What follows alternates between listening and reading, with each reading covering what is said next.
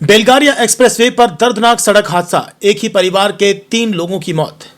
और इस वक्त एक भयानक सड़क हादसे की खबर आ रही है एयरपोर्ट के पास बेलगारिया एक्सप्रेसवे से। इस सड़क हादसे में एक स्कूटी सवार परिवार की जान चली गई। आइए आपको पूरी खबर बताते हैं हालात बंगाल न्यूज टैग इंडिया के माध्यम से।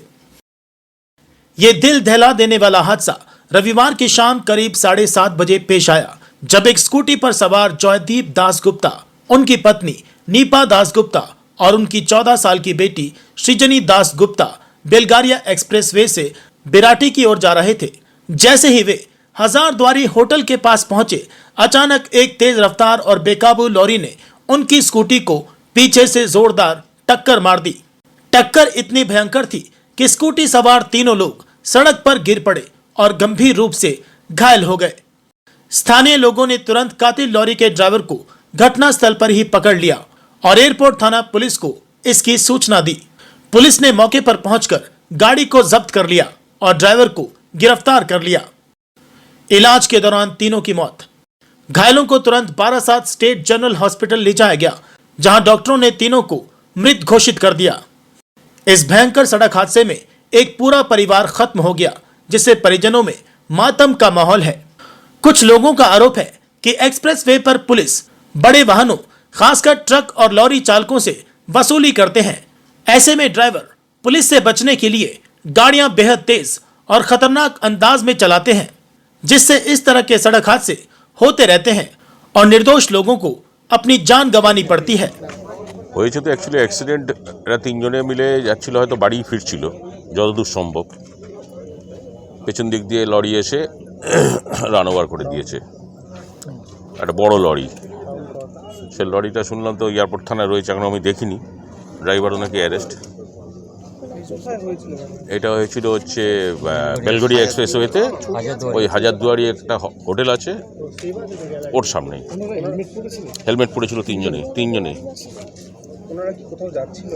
মনে হয় বাড়ি ফিরছিল, মনে হয়। আমার ভাই, নিজের ছোট ভাই জয়দীপ দাশগুপ্ত, সঙ্গে ওনার মিসেস ছিল নীপা দাশগুপ্ত আর মেয়ে ছিল সৃজনী দাশগুপ্ত। মেয়ের বয়স 14, 9-এ। আমার নাম অভিজিৎ দাশগুপ্ত। হ্যাঁ দাদা। শুনলাম তো যে এরকম বেলঘড়িয়া দিয়ে আসছিল, লরি এসে মেরে দিয়েছে। এরপর আমি আর কিছু খবর জানি না, অ্যাকচুয়ালি আমি এদিকে ছিলাম না, আমি বাড়িতে বাড়িতে ছিলাম আমি অ্যাকচুয়ালি। তা আমি খবর পেয়ে এদিকে এসেছি মোটামুটি 8টা। আমাকে বাবা ফোন করে বলছিল যে ফোন করে একবার ওনাদের দেখতে। তা আমি ফোন করলাম, অনেকবার করেছি, 4-5 বার, কিন্তু ধরেনি ফোন। তারপরে ফোন করলাম, তা দেখি যে ধরছে না। তখন আমি খবর পেলাম, তখন 8টা বাজে ম্যাক্সিমাম, 7:45 কি 8টা এরকম। তারপর তো আমি এলাম ওনার সাথে। সে খবরগুলো আমি জানি না অ্যাকচুয়ালি, কারণ আমি এখানে ছিলাম না। আমি তো বিরাটিতে থাকি, আর বারাসাতে আমি এখানে, মানে অ্যাকচুয়ালি আমার শ্বশুর বাড়ি এখানে। ওনার বাড়ি বিরাটিতেই থাকে উনি, কিন্তু বিরাটি থেকে একটু আলাদা থাকে। আমরা যেমন বিরাটি বিশরপাড়াতে থাকি, উনি বিরাটি লাস্ট, মানে দুর্গানগর ব্রিজের কাছে থাকেন আর কি, একদম বিরাটির শেষ প্রান্ত, ওখানে থাকেন। 3 জনে ভাড়া বাড়িতে অ্যাকচুয়ালি।